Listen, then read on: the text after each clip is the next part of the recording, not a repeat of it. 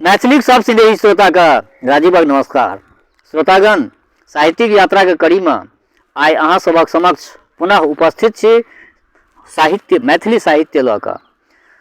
एहिसँ पहिले हम अहाँ सबक समक्ष जे भी अपन रचना साहित्यिक विधा जे भी रखलहुँ हँ, सब रचना के पश्चात अहाँ सब अपन अपन प्रतिक्रिया से हमरा अवगत करेलहुँ। ई सब प्रतिक्रिया पढ़ि कऽ, ई सब प्रतिक्रिया सुनि कऽ, देख कऽ बड़ा मन प्रफुल्लित भेल।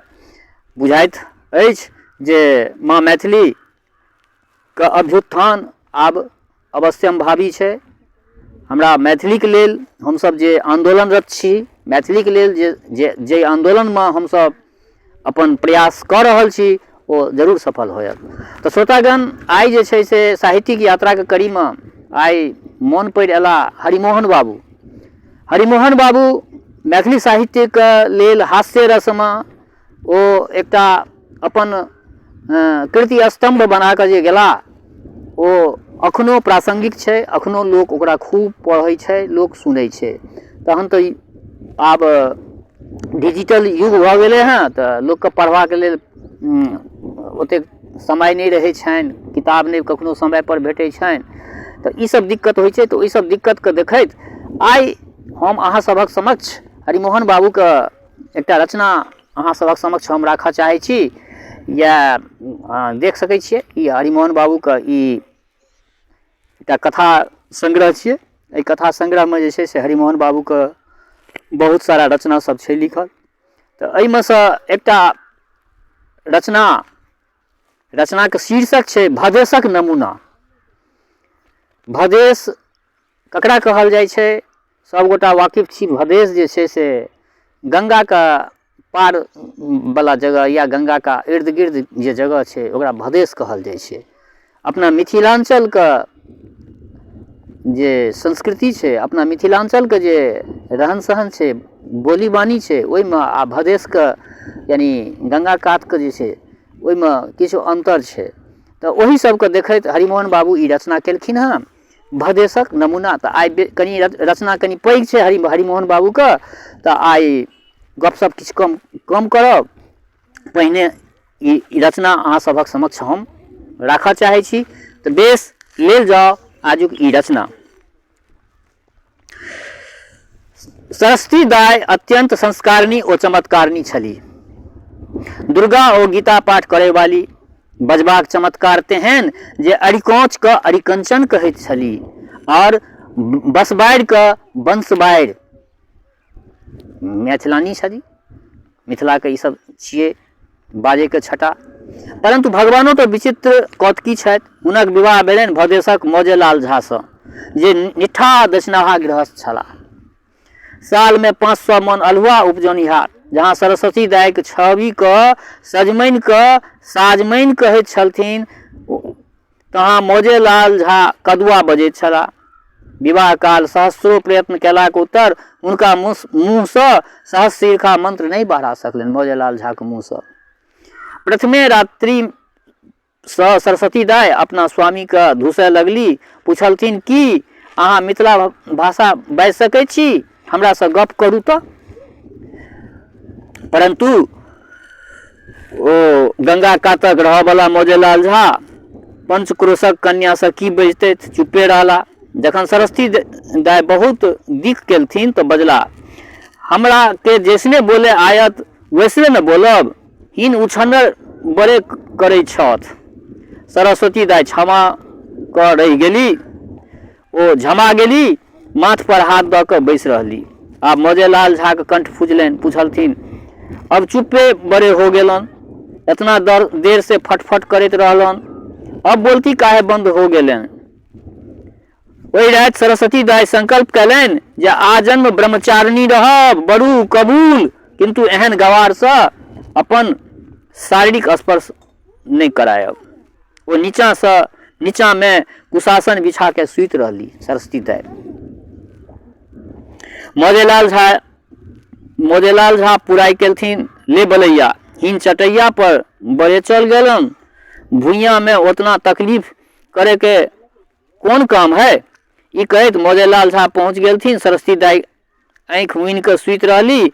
मौजेलाल झा पूछलथिन, उ गोड़ के अंगुरी में की हो गेल है, कैसे क छूटत। सरस्वती दाय आँखि झपने कहलथिन, सामान्य व्रण थी, नीमक तेल से छूट जात। ई कई सरस्वती दाय सुत रहली, परंतु मौजेलाल झा के नींद नहीं पड़लनि। वो अपना योग्यता का अभाव ससुरखा द्वारा पूर्ति कर चाहलथिन। चुपचाप भंसा घर में जा नून तेल सान के मुट्ठी में नेने अला आ सुतल पत्नी के घाव पर औंस देलथिन। सरस्वती दाय छिलमिला उठली, बजली, आहा आह अहाँ हमरा कनगुरियो आंगुर के स्पर्श करबा योग्य नहीं छी, फराक रहू। मौजेलाल झा अप्रतिभ होइत बजला, देखू धंधा अपने बोलन जे नीमक तेल लगेला से छूटत, आब हमरा के उल्लू धुतू करे छथ। नीमक तेल ऐसन नहीं होइत है तो कैसन होइत है। तहिया से मौजेलाल झा नाना उपाय क के हारि गेला, किंतु सरस्वती दाय संतुष्ट नहीं भेलखिन। सासुरो गेला उत्तर सरस्वती दाय, अपन टेक नहीं छोड़लनि। मौजेलाल झा के पृथक सैया विधान तो पसंद नहीं छलनि, परंतु पंडिता पत्नी के समीप जयबाक साहस नहीं पड़े छलनि। अभिमानी भारजाक दर्प चूर्ण करबा में असमर्थ छलाह, अतएव लज्जित आ पराजित जकाँ रहै छलाह। तथापि एक राति मौजेलाल झा किछु साहस कयलनि, पूछलथिन, आब एना केतना रोज चलत, हमरा के की हुकुम मिलैत है। गर्विता पत्नी उत्तर देलथिन, अहाँ पहिने हमरा से गप करबा योग्य हो, मिथिला भाषा सीखू, मैथिली भाषा सीखू। मौजेलाल झा बजला, हमरा के कोनो बखत फुर्सत रहैया जे सीखब। असगरुआ आदमी ठहरली, दिन भर खेती बाड़ी के धंधा है, माल जाल है, फिर हाट बाजार है, मामला मुकदमा है, तब कैसे काम चलत। सरस्वती गर्वपूर्वक कहलथिन, अहाँ नित्य रात्रि में 2 घंटा के हमरा से पढ़ल करू। आब वो कन्या सरस्वती दाय कहलखिन जे हमरा से जे छै से राति के 2 घंटा के अहाँ पढ़ल करू। तहिया से मौजेलाल झा अपन पत्नी के विद्यार्थी बनि गेला। सरस्वती दाय कहलथिन, पहिने अहाँ शब्दक शुद्ध उच्चारण हमरा से सीखू, हमर नाम बाजू तऽ। मौजेलाल झा बजला, सरस्वती। सरस्वती दाय बजली, छी सरस्वती कहू। मौजेलाल झा लाखों प्रयत्न कैला उत्तर सरस्वती नहीं कह सकला, बार बार सरस्वती सरस्वती कहत रहला। पत्नी भर्त्सना करैत कहलथिन, अहाँ कालिदास वाला पढ़ि करैत छी, मन में अबैत अछि जे, किंतु की कहू, जखन एतबा भ जायत तखन हम आगाँ पढ़ायब, पहिने हमर नाम अहाँ सीखू। सरस्वती देवी सुइत के उपन्यास पढ़े लगली आ मौजेलाल झा भरि राति सरस्वती सरस्वती रटैत रहला। भाषा के कोसे कोसे पर में अंतर होइ छै, तो वह भाषा के अंतर के जे छै से एहिठमा हरिमोहन बाबू जे छै से लिखलखिन है। सरस्वती खिसिया के बजली, कन्यादानक लेखक के हम की कहियौन, हुनका बुच्ची दाय तऽ सुझलथिन, किंतु एहन एहन भुच्च मूर्खराज सब नहीं सुझैत छलथिन। हमरा तऽ उनटे कपार पर पड़ल, एहि पर लिखे वाला कियो नहीं अछि। दोसर दिन मौजेलाल झा बथान जाय लगला तऽ पत्नी कहलथिन, देखू आइ अर्द्राक पाबनि हेतैक, पर्याप्त दूध चाही। मौजेलाल झा बजला, दूध के कोन कमी है, मगर आइस के पतरा के हाल के बुझा गेल। अच्छा तो सकरात कौन रोज है। सरस्वती पंचांग देखैत बजली, संक्रांति कहियो। मौजेलाल झा, लग पाँचो तो आब लग चाले होयत। सरस्वती कान मुनैत बजली, ओहो कान में जेना गोली दागि देलौं। नाग पंचमी कहियो, लग पाँचो कथी ले कहै छियै। मौजेलाल झा, तब आइ अर्द्रा के पवनी में की करे के होते। सरस्वती दाय, खीर पूरी बनते, ब्राह्मण भोजन हेते। मौजेलाल, तब केकरा केकरा के न्योता देवे के होते। सरस्वती, जे विद्वान होइत, गायत्री जपैत होइत।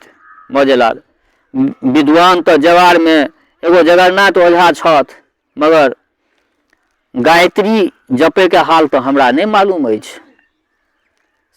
सरस्वती दाय, राम राम, शब्द सबके एना लठ नहीं मारियो। मौजेलाल, जगन्नाथ हरिचंद्र सत्यनारायण। सरस्वती शुद्ध करैत बजी, जगन्नाथ कहियो, हरिश्चंद्र कहियो, सत्यनारायण कहियो। मौजेलाल, हाँ हाँ, तीनू के जिम्मा देवे। संदूकची में से बड़का बड़का छिपा कटोरा निकाल ले, और घर में तो सब कुछ मौजूदे है, घी, राहड़ी के दाल। सरस्वती दाई घृत राहड़ी के दाल कहियो, तरकारी कथी कहते? मौजेलाल छप्पर पर कदुआ फरले है, बाड़ी में अरुआ उखाड़ ले। सरस्वती दाई शुद्ध करे बजली, सजमैन आडू। मौजेलाल हाँ हाँ वो है, हमरा के इतना जीव ऐठ के बोले नहीं अबैया, आ बथानो जाय के बखत भ गेल हो गेल। सरस्वती दाई माथ पर हाथ धऽ के झखै लगली, हाय हाय रे विधाता, हाय केहन भारी गवारक हाथ में हम पड़ गेलहुँ, एहि मूर्ख मंडली में हमर गुण के बुझत। राति में सरस्वती देवी अपना स्वामी के खूब गंजन कैलन। मौजेलाल झा के निपट गवार, वज्र बनिहार, प्रचंड भटियार, निठठ भैंसवार आदि नाना उपाधि से विभूषित करैत रहलथिन।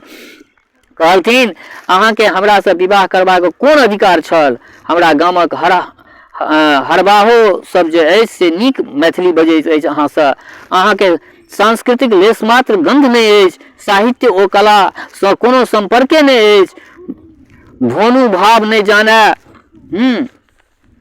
पेट भरन से काम एको रत्ती लाज नहीं होइत अछि, साहित्य संगीत कला विहीना, साक्षात पशुपुच्छ विषाणहीना इत्यादि इत्यादि सरस्वती दाई अपन कहि देलखिन। क्रोध आग्लानिक द्वारे सरस्वती दाई नेत्र से झरझर हुनका नेत्र से अश्रुपात होमे लगलनि। जखन मौजेलाल झा के सबटा सुनल भ गेलनि तऽ पत्नी के आश्वासन दैत बजला, आब लोर चुएला से कोन फायदा, हियाँ खाओ पीबू मौज करू, चार गो भैंस है, दही दूध घी खूब ठेल के खाओ, एमरी खैनी बिकात तऽ निमन साड़ी महनार से लेने आयब, अगर उख के चलती हो गेल तो गहनो बनवा देव, बोलू कोन कोन चीज के ख्वाहिश होइ छै, बाजू। बिजौछ, हौसली, कमरकस। सरस्वती दाई अधिक नहीं सुनि सकली, कहलथिन हाय हाय कान में बरछी किया भोंकैत छी, हमरा ई सब बात से बड़ कष्ट होइत अछि। मौजेलाल झा बजला, तब कौन बात के रंजिश है, असलियत में देखू कुछ बात नहीं है, और अगरचे यहाँ जास्ती तकलीफ बुझाइत अछि तो नैहरा खत भेज दियो, जे कुछ रोज के वास्ते रोकसग्दी करा करके ले जेतन। सरस्वती अहाँ हमरा हृदय के भाव नहीं बुझ सकैत छी। मौजेलाल मगर अगर। सरस्वती फेर अगर, यदि बजैत की होइत अछि? मौजेलाल मगर। सरस्वती मगर नहीं किंतु। मौजेलाल अहाँ तो हमर जुबाने पकड़ ले छी, तब हम बोलू केंगत क, हमरा तो आब बोलतो बड़ा डर लगैया। सरस्वती जाय अंगुतिया नहीं प्रातः काल कहियो। मौजेलाल अच्छा भाई सेहो रहो, मगर बतबो तो सुन लिया, कहे के मतलब ई जे। सरस्वती राय कथा के तात्पर्य कहू, कहे के मतलब नहीं, कथा के तात्पर्य कहू। मौजेलाल बाप रे बाप, अहाँ के नैरा में इतना संस्कृत के पढ़ा देलक, हमरा जान के आफत भ गेलहुँ। सरस्वती हे भगवान, अहाँ के जिह्वा कोन धातु से बनल है, संस्कृत आ संस्कार एकरा अहाँ कहियो नहीं बुझ सकबे। मौजेलाल अच्छा तो मुख्तसर में बात ई है जे हमरा के कचहरी में नालिश दाखिल करे के है, बिहान मुजफ्फरपुर जाए के पड़त, अगर कोई चीज के जरूरी हो तो बोलू हम लेने आयब। सरस्वती राय हमरा एकटा गीता चाही, और की कहू यदि भेट जाए तो एकटा भल मानसो लेने आयब। मौजेलाल गीत के किताब तो जौन जौन रंग के मिलत तो हम लेने आयब, ठुमरी कजरी लावनी बड़ा मासा, मगर भले आदमी अहाँ के वास्ते हम कहाँ कहाँ खोजने भेल फिरब, और जौन बात कहू, मगर ई बात जे है से हमरा बर्दाश्त नहीं हो सकैया। सरस्वती राय मियाँ बुझलनि उजरे पियाज, भलमानुष उपन्यासक नाम छै, आ गीता श्लोक छै, गीत नहीं। यदि गीते अनबाक हो तो विद्यापति पदावली नेने आयब। मौजेलाल की बोलली? विद्या पदावली हमरा के इतना नाव याद नहीं रह सकैया, मुश्किल है। एक ठो पुर्जी पर लिख कर हमरा अदबाही के जेबी में रख दियो, गोलगल्ला में देखब कैथी हरफ में लिखब। मौजेलाल झा मुजफ्फरपुर गेला तो मामला में ओझरा गेला, 2-1 दिन नालिश दायर करबाक रहनि, एक मामला में पैरवी करबाक रहनि, ताहि सबसँ 15 दिन समय हुनका लागि गेलनि। ओहिठमा सरस्वती दाय उपालभपूर्ण पत्र लिख पठौलथिन। सारांश ई जे अहाँ कालिदासक अभिशापित यक्ष जकाँ प्रवासी बनि गेलहुँ, ओ तऽ भला मेघ के जे दूत बना के अपना बिरहिणी नायिका के ओतऽ पठौने छलखिन, किंतु अहाँके एकटा पत्रो पठायब आवश्यक नहीं बुझैत छी। प्रेषित पतिका नवोढ़ाक व्यथा अहाँके अनुभव करक चाही। हम अखन नवयौवना छी, अहाँके एतेक एतेक दिन हमरा असगर छोड़ि कऽ केना नीक लगैया। यदि एबा में विलम्ब हुए तऽ कृपया 2 अक्षर लिखियो के पठाओ जे वियोगानल सँ दग्ध हृदय के शांति भेटै इत्यादि। जखन पत्नी के अलंकृत भाषा में पत्र मौजेलाल झा के भेटलनि तो ओ घबरा उठला। कियाक तऽ जहाँ सरस्वती दाय काव्य रचना करैत छली, तहाँ मौजेलाल झा केवल हुट्ठा धरि पढ़ने छला। अतएव ओ दौड़ल कचहरी के मुंशी जी सँ राय मौसबिरा करऽ लगला। मुंशी जी के केवल कचहरिये के उर्दू में मोछ पाकल रहनि, प्रेम पत्र पढ़बाक आ लिखबाक कहियो काज नहीं पड़ल रहनि। अतएव ओहो मुश्किल में पड़ि गेला। परंतु फेर तो ओ मुंशिये जी रहैत। मजमूनक अंदाज लगा जवाबक बजाबता मौसबिता तैयार कऽ लेलखिन, जकर नकल नीचाँ देल जाइत अछि। मन के मौजेलाल झा, वल्द कुंजीलाल झा, मोताफा साकिन मौजे भैंसवाड़ा, थाना बरियारपुर, परगना दियारा की तरफ से मसम्मात सरस्वती देवी को मुनासिब सलाम बंदगी पहुंचे। हाल गुजारिश यह है कि चंद जरूरियात की वजह से मनमुकीर वक्त मुकर्रर पर हाजिर नहीं हो सका, जिसके लिए फिदवी को निहायत रंज व अफसोस है। मुंसिफ दोयम के इजलास में तबस्सुक वाला मामला पेश है। तमादी वाला मुकदमा अदम पैरवी से खारिज हो गया। सदर वाला साहब के यहाँ सानी तजवीज होने में अभी देर है। इन सब मुतफरकाती कार्रवाइयों के लिए हम और 1 हफ्ते के मोहलत के लिए आपसे इस्तगासा करते हैं, जो आपको कबूलो मंजूर करने से शुक्रगुजार होंगे। बमुजिम फिहरिस्त 3 अदद किताबें 3 रुपया 12 आना में, जिसका निस्फ 1 रुपया 14 आना होता है, आपके वास्ते खरीद लिए हैं, जिनकी रसीद आने पर पेश की जाएगी। और मोहब्बत में जुदाई का सदमा होना कायदे की बात है। हमको भी आपके बगैर बहुत नुकसान पड़ रहा है, और जो इस तहरीर में बयान नहीं हो सकता। आपका शौहर मौजेलाल झा वाकलम खास। जखन ई पोस्ट कार्ड सरस्वती दाय के पहुँचलनि तो उनका पुनः दोसर प्रेम पत्र लिखबाक साहस नहीं भेलनि। मौजेलाल झा गाम एला आ सरस्वती दाय अविरोध करैत कहलथिन, स्त्री के ओहिना चिट्ठी लिखल जाइ छै, अहाँके एको रति रस नहीं अछि। रस ककरा कहै छै से बुझितो छियै? मौजेलाल, दुख तोरी के भला, रस के मतलब कल्ला नहीं बुझायत।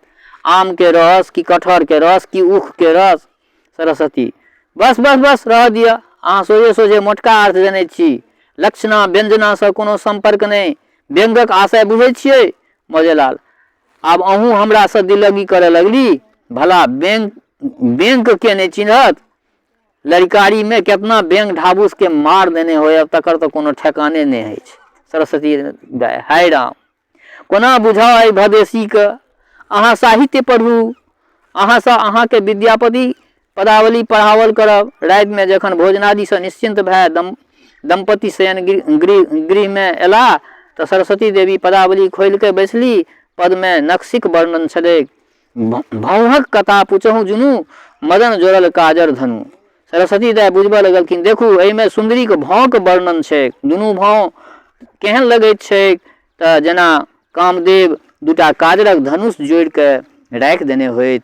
आहा, की सुंदर उत्प्रेक्षा छै। कवि उपमा देबऽ में हद कऽ देने छथि। मौजेलाल झा के कवि के चमत्कार पर दृष्टि गेलनि वा नहीं से तो नहीं जाने, किंतु पत्नी के भाव के गौर से तकलें। सरस्वती दाय आगा बढ़ली। मुख मनोहर अधर रंगे, फुलली मधुरी कमल संगे। एहिमे सुंदरी के मुखमंडल के वर्णन छै। मुखक शोभा कमल समान मनोहर, तकरा बीच में ठोरक लाल माधुरी के फूल जकाँ कवि उत्प्रेक्षा करैत छथि जे कमलक संग संग जेना माधुरी के फूल फुलायल हो, से बुझलियै? मौजेलाल झा अध्यापिका के ठोर के गहकी नजर से तजवीज करे लगला। आगा के पद और कठिना छलनि। पीन पयोधर दुब्बर गता, मेरु उपजल कनक लता। सरस्वती दाय थकमका लगली। तावत मौजेलाल झा निर्विकार भाव से पूछ बैसलथिन, पीन माने तो बुझली जे पीनी तमाकू, मगर ई पयोधर कौन चीज के नाम है? सरस्वती दाई कठिन संकट में पड़ गेली। कहलथिन आब कोना के अहाँ के बुझाओ, ई तो साधारण शब्द छै। दुखू पीन माने पुष्ट आ पयोधर मेघो के कहै छै, किंतु एहिठाम से अर्थ नहीं छै मौजेलाल। तब जौन अर्थ होइ छै से खुलासा हमरा से कहू, हमरा ज्यादा फुर्सत नहीं हवे, एक ठो दस्तावेजो खोज कर अभी निकालने के है। सरस्वती दाई बजली, बड्ड मुश्किल, कोना अहाँ के बुझाओ। अच्छा पहिने उपमे बुझा दै छी। देखू गोर गोर दुब्बर पातर स्त्री के सोनक लता से उपमा देल गेल छै। दुब्बर अछि तें लता चमकैत अछि, तें सोन। तेहन लता में दूटा फल उत्पन्न भेल छै, से दुनू फल तेहन विशाल बुझि पड़ैत अछि जेना एक जोर पर्वत राखल हो। आ बुझलियै मौजेलाल? बाप रे बाप, अहाँ तो बुझौल बुझावे लगली। सोना के लत्ती में पहाड़ कैसे के फरते? ई अद्भुत बात। कोहरा कदुआ कहती तो पतियो जैती। जौन ई बात लिखलक से भारी झुट्टा है। सरस्वती जी जे छै से झमा गेली। ई अलंकार कहबै छै मौजेलाल। अलंकार फलंकार हम नहीं जानी, जे असलियत बात हो से साफ साफ खोल कर बतलाओ। सरस्वती दाई आंख निहरा के अपना दिस ताकऽ लगली। शिक्षार्थियों के ध्यान उम्हरे आकृष्ट भेलनि। एकाएक मौजेलाल झा के पदक अर्थ लग गेलनि। बजला, ओहो आब बुझली, ई बात इतना रोज से काहे ने कहत रहली? सरस्वती के छाती धड़के लगलनि जे ई गमार अपना मन में की बुझलक से नहीं जान। तावत मौजेलाल झा आगाँ बढ़ला। सरस्वती दाई पाछा हटैत बजली, आब आगाँ के पद बुझू। मौजेलाल झा बजला, आगू के पद रह दियो, हम तो मूर्ख हती, जास्ती बात बनाबे के नहीं आबैया, काम से मतलब राखक चाही। सरस्वती दाई अपना के छोड़बे चिचिया उठली, छोड़ू, हमरा किया धने छी? आ मौजेलाल झा भैर पाँच सरस्वती दाई के पकड़ने ओकरा सरस्वती दाई के छोड़ नहीं रहल छथिन। आ सरस्वती दाई हुनका मूर्ख, पशु, गंवार सब चीज से संबोधित कर रहल छथिन। मौजेलाल झा बजला, आब चाहे कुछो कहू मगर बच नहीं सके हती। कितनो पढ़ल रहू लेकिन हती तो आखिर हमरे मेहरारुए न। ताकत में हमरा से तो न जीत सकत हती। हम अहाँ के लेखे बुर्बक हती, लेकिन ए मौजे में 1.5 पाई के मिल्कियत के हमरे है। एक बार जौन बात हमरा दिल में पैठ गेल से फेन हट न सकैया। अहाँ के नैरा के गर्व अछि, हमरो तो गर्व करे के अबैया। भकार के एहन प्रयोग देख सरस्वती दाई सेहर उठली। बजली, गर्व नहीं गर्व कहियो। मौजेलाल झा बजला, गर्व सबटा एके चीज है। हमरा के जास्ती नहीं सिखाओ। सरस्वती दाई के सबटा चमत्कार व्यर्थ गेलनि। आब वो गर्विनी नहीं रह सकली। ओहि दिन मौजेलाल झा के साहित्य शिक्षा समाप्त भ गेल। तो श्रोतागण, ई एकटा हास्य रचना हरिमोहन बाबू अपना मैथिली भाषा में लिख के गेल छला। आई अहाँ सबक समक्ष ई मैथिली रचना हम अहाँ सबक समक्ष रखलहुँ हाँ। अहाँ सबके ई रचना केहन लागल से अपना प्रतिक्रिया से हमरा जरूर अवगत करायब। संगे एकटा बात कहऽ चाहै छी, हमर श्रोता चाहे जँ केओ गोटा नव छियै हमरा एहि चैनल पर, मैथिली सिनेही चैनल पर पहले बेर देख रहल छियै वा सुनि रहल छियै, तऽ निश्चित एहि चैनल के सब्सक्राइब कऽ लिअ। और जँ सब्सक्राइब नहीं केने छी सब्सक्राइब कर लिया। नीक लागल हुआ तो ओकरा लाइक करियो, शेयर करू, कमेंट करू। और एकटा बात जे सब दिन कहै छी, हमर श्रोता चाहे गाँव में रहै छी वा प्रदेश में रहै छी, जतऽ कतौ रहै छी, स्वस्थ रहू, निरोग रहू, अपना आचरण के पवित्र बनेने राखू। माता जनक नंदिनी जगदम्बा माँ वैदेही की कृपा सदगण अहाँ सब पर बरसैत रहा। शुभकामनाक संग जय मिथिला, जय मैथिली।